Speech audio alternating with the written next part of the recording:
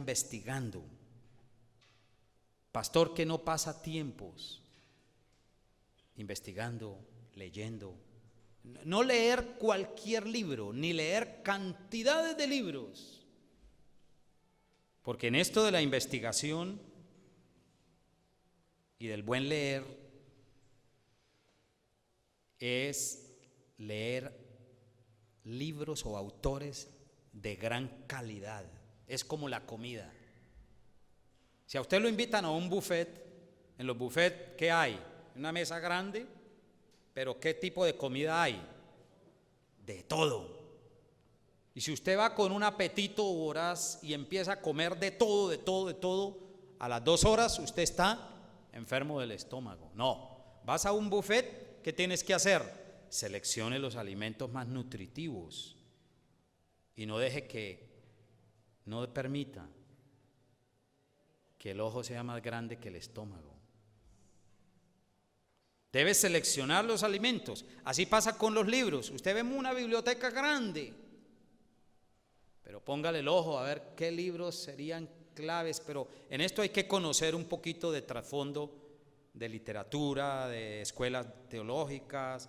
Pues yo recomiendo, yo soy reformado, como calvinista siempre me ha gustado la escuela cristiana reformada, porque es la que ha dado al mundo una proyección de que el evangelio no es solo para la iglesia, el evangelio debe conquistar el mundo entero, todas las esferas sociales, incluyendo la economía, la política, la familia, la educación, las artes, todo lo que es colegio, universidad, empezando también por la familia. Entonces son 7 esferas sobre las cuales Cristo es soberano y es Señor. Entonces, si el pastor, el predicador, la predicadora también, en un momento dado, maestras que enseñan niños, jóvenes, etc. ¿Cómo haría una maestra de escuela dominical para ser eficiente en medio de un aula donde hay jóvenes que han llegado, de pronto entraron a la clase, son no cristianos aún, pero aún los que están allí son cristianos, necesitan entender temas éticos y morales frente, por ejemplo, al sexo? En la juventud y en la adolescencia y en muchas edades es algo muy neurálgico, muy sensible por la naturaleza en que como Dios nos creó, ¿verdad? Pero la juventud necesita mucha orientación en una sexología bíblica sana. ¿Cómo harían los jóvenes para interpretar bien un noviazgo correcto? ¿Cómo harían los jóvenes para entender por qué hay que esperar hasta el matrimonio? ¿Por qué las relaciones sexuales prematrimoniales no son correctas ante Dios ni son recomendables? ¿Es acaso Dios un aguafiestas que quiere dañarnos nuestras emociones o nuestros impulsos reproductivos? No, es que Dios sabe por qué organizó el matrimonio. Pero entonces, un pastor, un predicador que no es industrioso, ¿qué es ser industrioso? ¿Cuáles son los signos más tristes? Lo que está ocurriendo en México a nivel ético y moral, a nivel social también. Bueno, todo en el fondo, todas las ideas en el fondo son morales, ¿sabe? Todo explica una moralidad, porque el hombre fue creado por Dios a imagen y semejanza y debe responder a un Dios y a unos mandamientos, a 10 mandamientos, la ley moral. Pero ¿cómo podríamos ser muy eficientes en la iglesia y hacer que mucha gente más conozca a Cristo dependiendo si hay buenos predicadores en el púlpito? Porque hablan desde la Biblia, iluminan temas o situaciones históricas, vigentes, actuales, que están en el ambiente, y hay que dar una respuesta.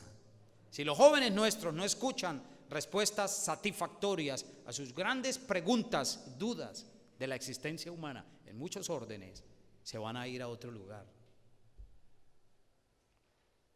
¿Me hago claro, hermanos, al respecto? ¿Sí? Es necesario ser industrioso. Además, ser simpático. Bueno, simpático, aquí, ¿qué se entiende por ser simpático? no, agradable, no de pronto un churro, como aquí también dicen churro, un hombre apuesto o una mujer bonita, ¿cómo llaman aquí? Guapo. Churro comida. Bueno, en mi país dicen que es churro, ¿no? Y bueno, mujer bonita, linda, guapa, también usamos guapo. Entonces, agradable, correcto. Porque si el predicador en el púlpito, bueno, puede hacer una buena comunicación, buen mensaje, pero en el trato con los demás es antipático, ¿qué se ocasiona allí? ¿No? Hay un cortocircuito, ¿no?, entre lo que dice y lo que hacemos. Ahora, no quiere decir que el pastor, si a usted no la saludó un domingo es porque es un antipático, ¿no? No, o el predicador, ¿no?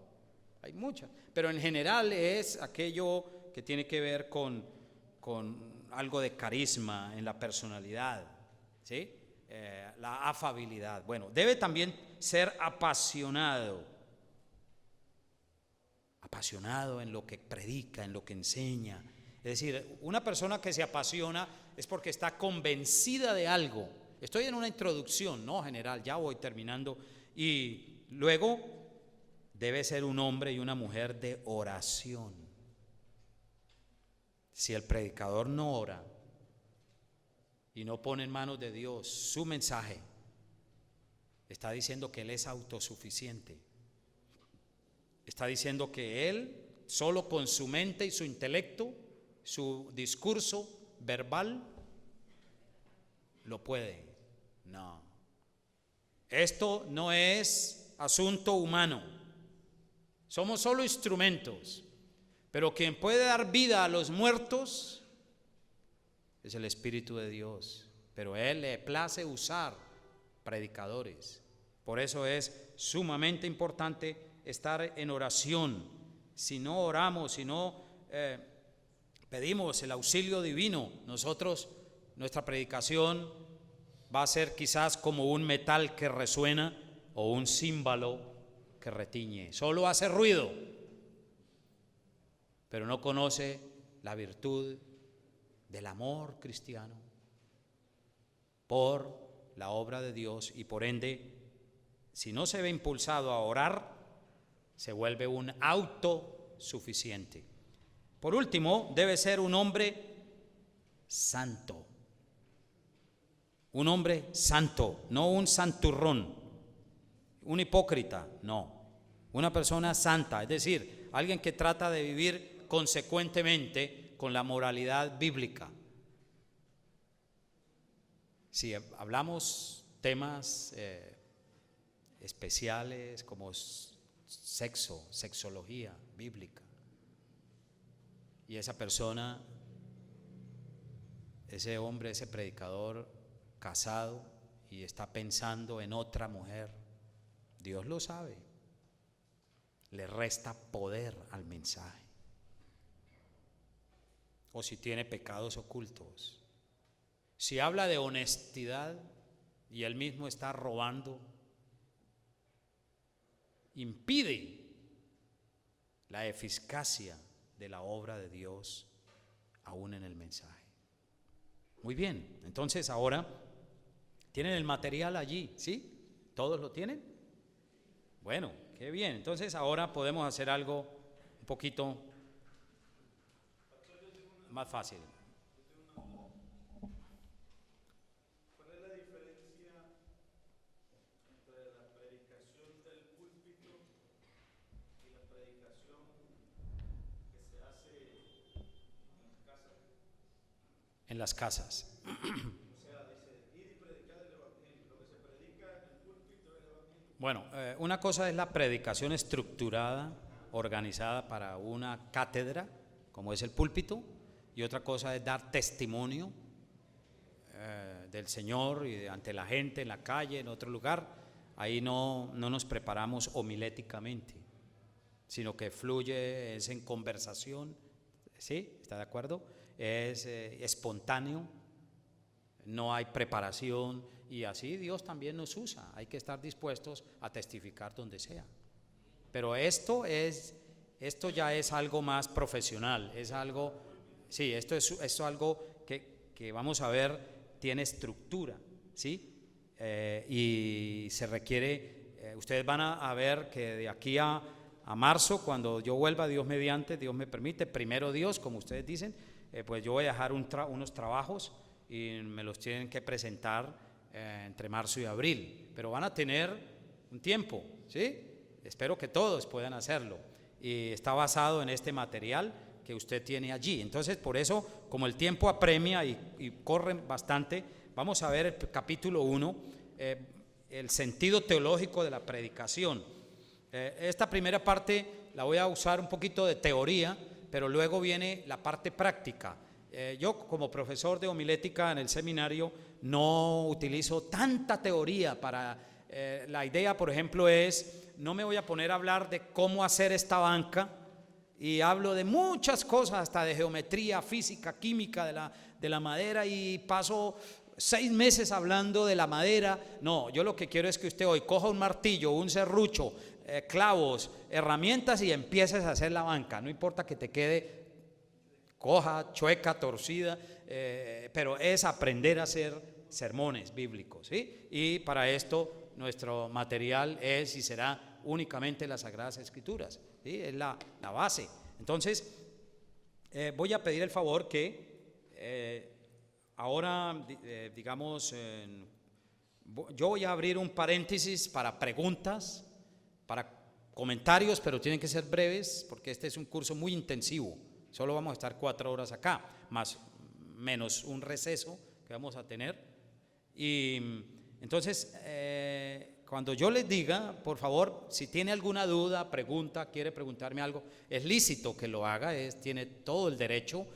Por favor, escriba en algún lugar su pregunta, y en el momento en que se abra el paréntesis, por favor, entonces vengan las preguntas, dudas, comentarios breves al respecto, ¿de acuerdo? ¿Está bien? Porque así ganamos tiempo.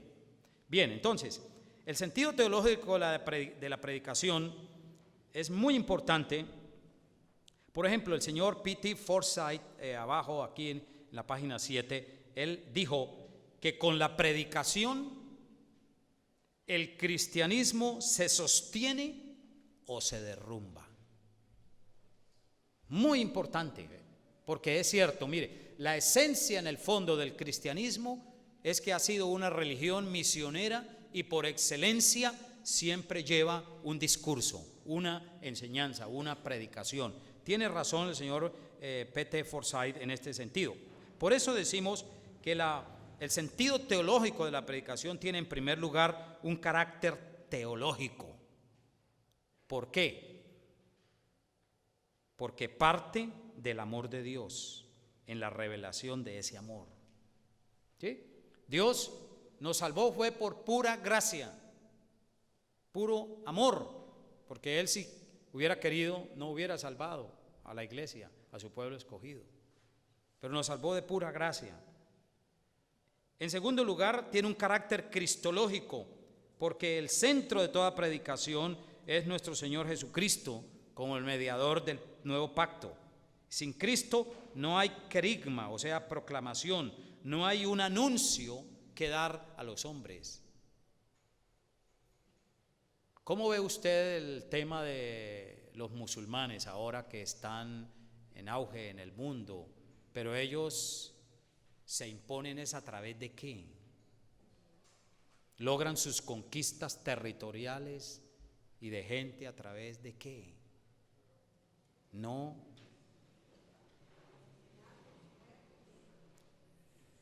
Por la vía violenta, hermano.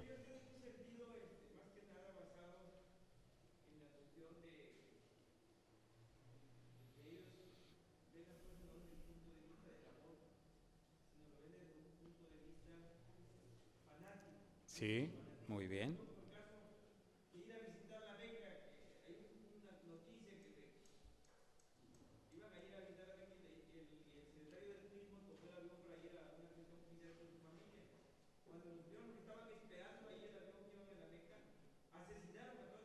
Sí, señor. Es una religión violenta.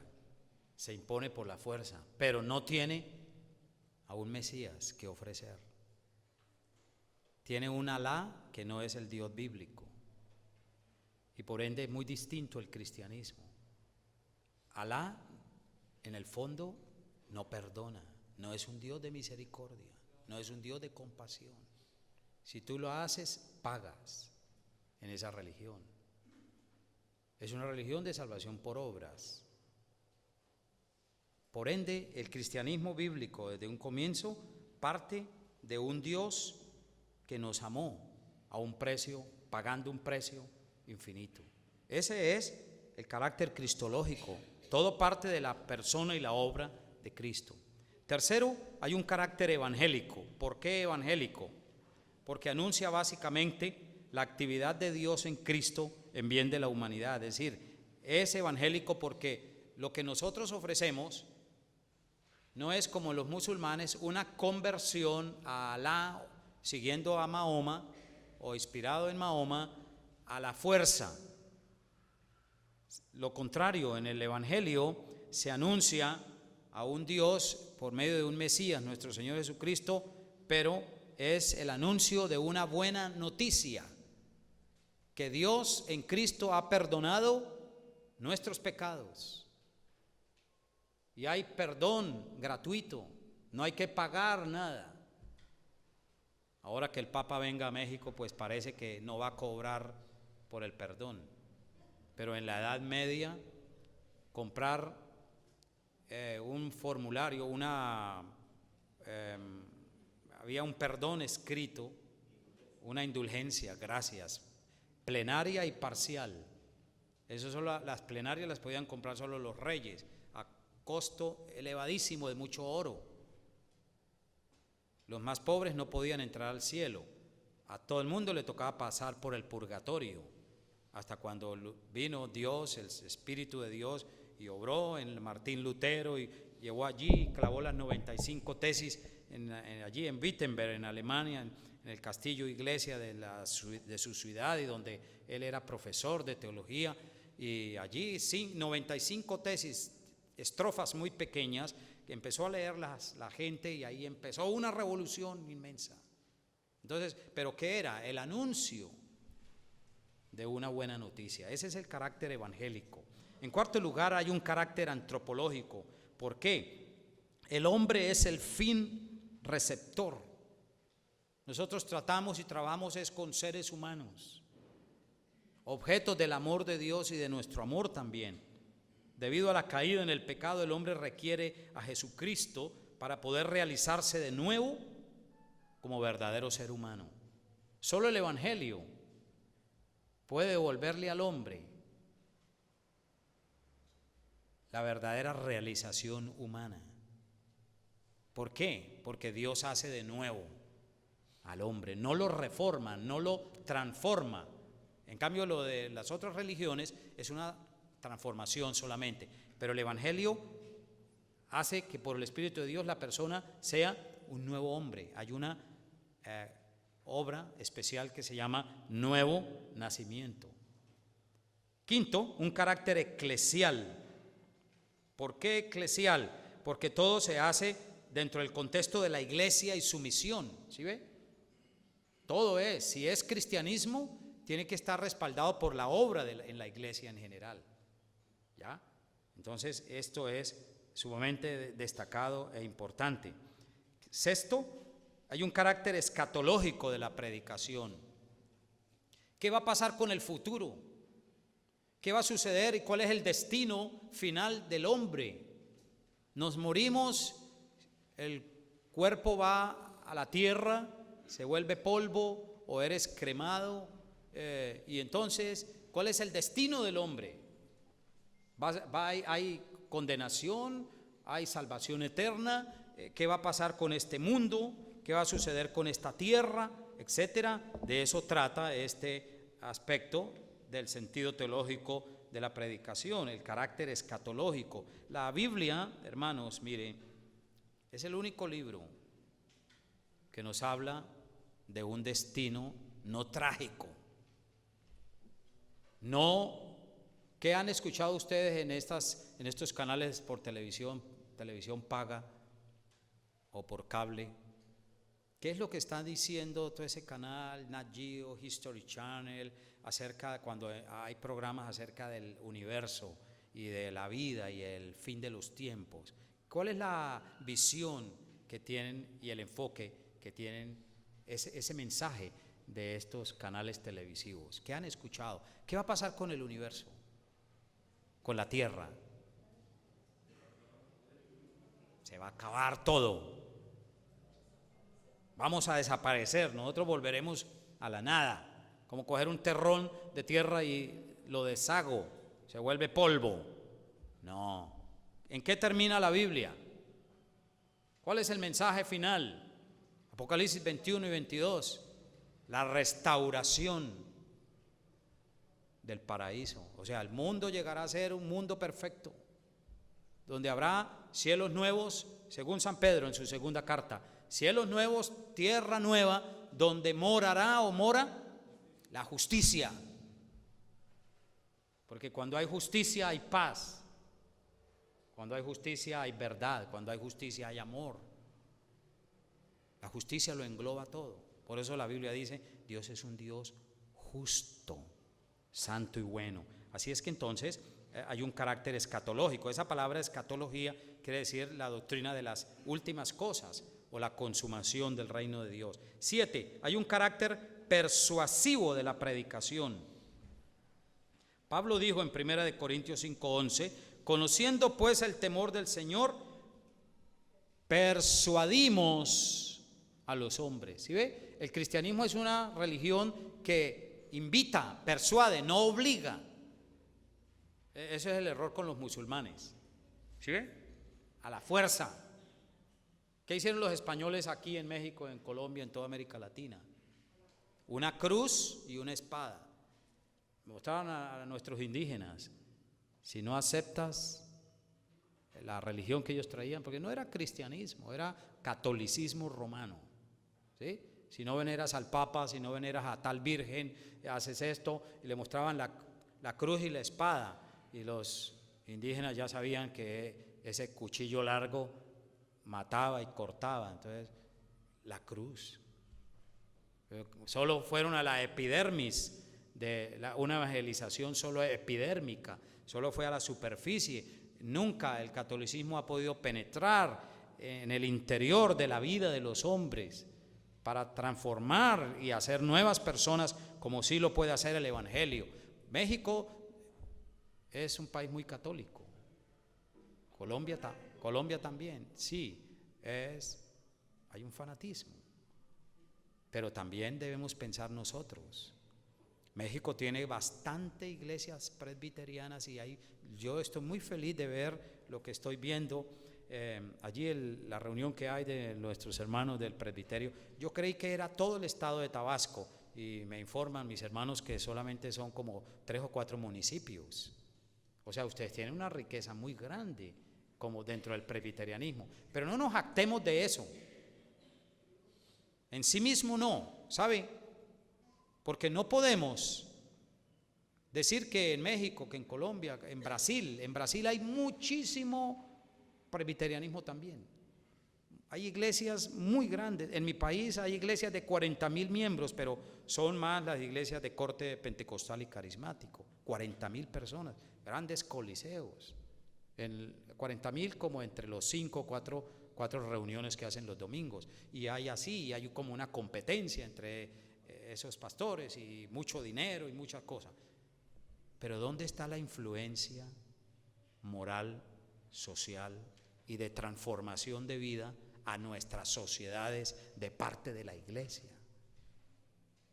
Hacemos mal con decir somos 15 millones de cristianos en este país, teniendo los índices más elevados de criminalidad.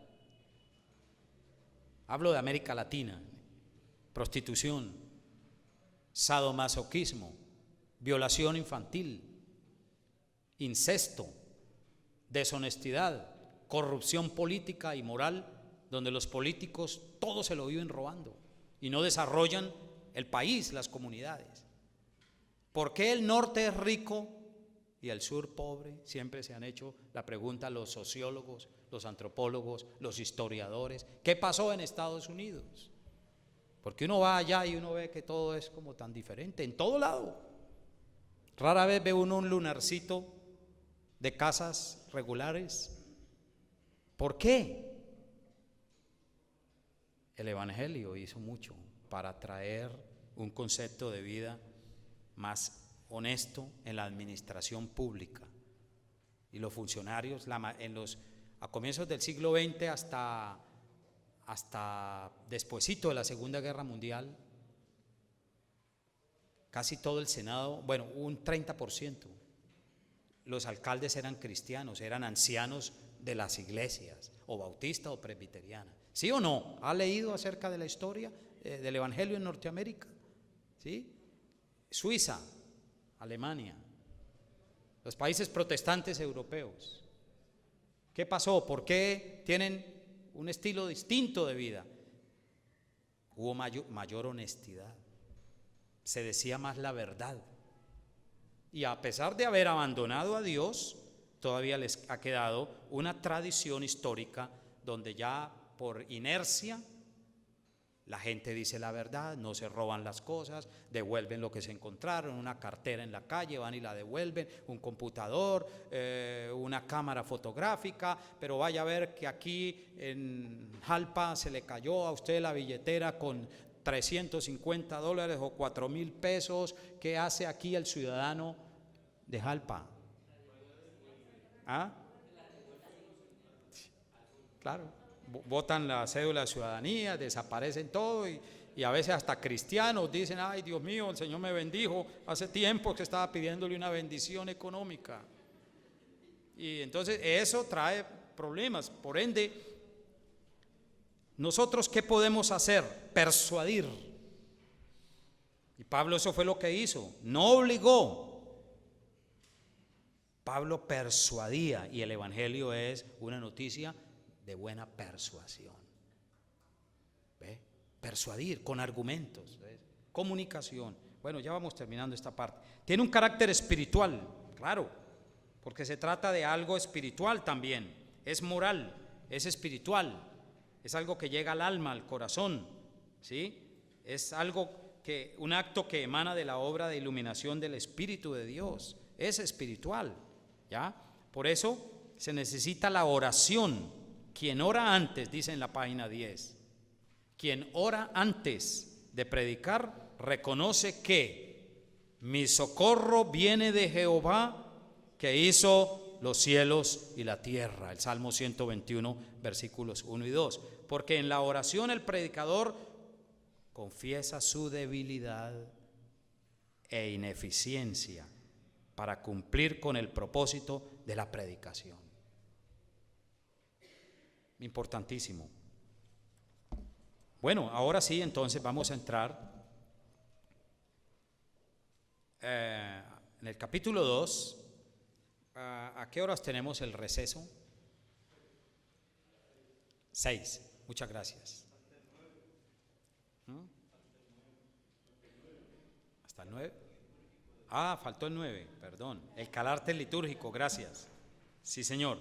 ¿Por qué? Litúrgico porque se hace dentro del campo de la adoración bíblica, ¿ve? Como una expresión de servicio en la iglesia.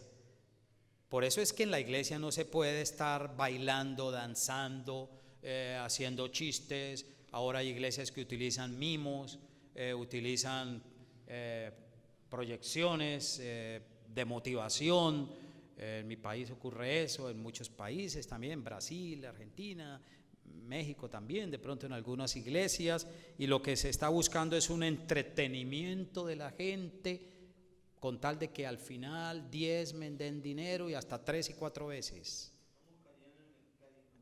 Sí, esas iglesias carismáticas pues se desarrollan y crecen porque tienen un modelo empresarial, y la liturgia no es liturgia bíblica ni evangélica, es más un concepto tradicional artístico hoy, de entretenimiento, y por eso el auge de la música y de artistas que vienen, ¿no? Entonces, Ejemplo, el señor Marcos Witt. Él es mexicano, norteamericano. Entonces, 2 horas de canto y 15 minutos de predicación, y una predicación bien pobre, vacía, sosa, hueca, que no comunica nada al pueblo, pero la gente se va feliz porque estuvieron contentos por un rato. Nosotros los latinoamericanos tenemos una particularidad idiosincrática, es decir, desde el punto de vista de lo que somos como bloque cultural, es que nosotros vemos la realidad de forma mágica. Por eso aquí florece tan rápido el baile. Y en una iglesia que le meta baile, digan, si la gente pasa por allá y no le gustaría entrar a echar una bailadita, con ritmos aparentemente cristianos. Mágica porque aquí echamos la lotería, en general el pueblo quiere ser rico de la noche a la mañana. La idolatría católica florece a través de aspectos mágicos. ¿Sí ve? Entonces esa liturgia rimbombante como carnavales, eso genera alborozo carnal en la gente. Emociona, claro, hay emoción, ritmo. Pero no hay transformación de vida por la palabra. Por eso necesitamos buenos predicadores, bíblicamente, que sean bíblicos. Bueno, ahora entonces pasemos al capítulo 2, por favor. La predicación como un proceso comunicativo. ¿Por qué? Predicación y comunicación. El objetivo último de la predicación, su finalidad apremiante, es influir sobre alguien o modificar su conducta. Este es el propósito comunicativo. ¿Pero a través de qué? Si yo quiero lograr respuesta de los oyentes, supongamos voy a un lugar donde la gente no es cristiana y usted va a comunicar el evangelio, va a usar una forma de mensaje evangelístico para evangelización. La gente no conoce, no son creyentes, no vienen a la iglesia. Por ende, si nosotros no enfocamos la predicación para influir y que la palabra de Dios se encargue mediante su espíritu modificar la vida de esas personas, nosotros no estamos haciendo mayor cosa. Así es que entonces, todo sermón, dice en la página 12, allí en la mitad, todo sermón debe ser una respuesta a las ¿qué? Necesidades específicas de la congregación. La agenda la pone la congregación al predicador, no el predicador a la congregación. Porque uno se da cuenta qué está pasando en la iglesia, qué necesidades hay, qué situaciones están viviendo. Entonces, con base en ello, el buen predicador está observando y para ayudar a esas situaciones, ora a Dios, le pide dirección y empieza a construir una serie de sermones que ayuden a alguna problemática específica que hay en la congregación. Recuerde, la congregación nos pone la agenda. Un ejemplo, no están diezmando. Entonces, si es una necesidad económica. Bien, entonces,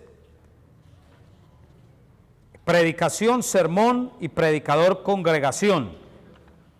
Es muy importante que haya esa dinámica y esa interactuación, porque nosotros esencialmente, si vamos a predicar, nos están tomando el pelo por ahí. Entonces, si vamos a ser predicadores de verdad, somos siervos de Dios, pero también siervos